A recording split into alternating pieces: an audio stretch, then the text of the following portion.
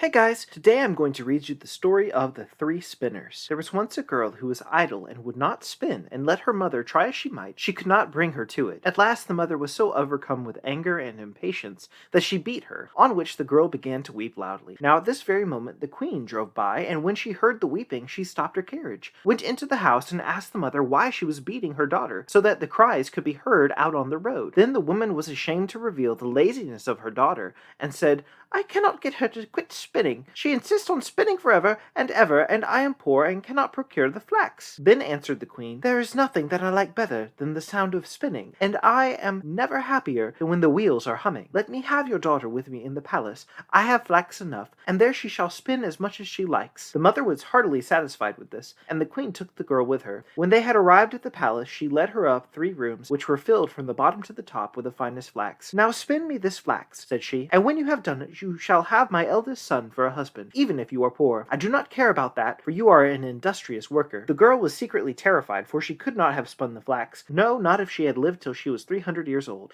and had sat at it every day from morning till night. When she was alone she began to weep, and sat thus for 3 days, without moving a finger. On the 3rd day came the queen, and when she saw that nothing had been spun yet, she was surprised, but the girl excused herself by saying that she had not been able to begin because of her great distress at leaving her mother's house. The queen was satisfied with this, but when she was going away, "Tomorrow you must begin to work." When the girl was alone again, she did not know what to do, and in her distress went to the window. Then she saw 3 women coming towards her, the first of whom had a broad flat foot, the second had such a great underlip that it hung down over her chin, and the third had a broad thumb. They remained standing before the window, looked up, and asked the girl what was amiss with her. She complained of her trouble, and then they offered her their help, and said, "If you will invite us to the wedding, not be ashamed of us, and will call us your aunts, and likewise will place us at your table, we will spin up the flax for you, and that in a very short time." "With all my heart," she replied. "Come in and begin the work at once." Then she let in the 3 strange women and cleared a place in the first room, where they seated themselves and began their spinning. The one drew the thread and trod the wheel, the other wetted the thread, and the third twisted, and struck the table with her finger. And as often as she struck it, a skein of thread fell to the ground that was spun in the finest manner possible. The girl concealed the 3 spinners from the queen, and showed her whenever she came the great quantity of spun thread, until the latter could not praise her enough. When the first room was empty, she went to the second, and at last to the third, and that too was quickly cleared. Then the 3 women took leave and said to the girl, "Do not forget what you have promised us. It will make you your fortune." When the maiden showed the queen the empty rooms and the great heap of yarn, she gave orders for the wedding, and the bridegroom rejoiced that he was to have such a clever and industrious wife, and praised her mightily. "I have 3 aunts," said the girl, "and they have been very kind to me. I should not like to forget them in my good fortune. Allow me to invite them to the wedding,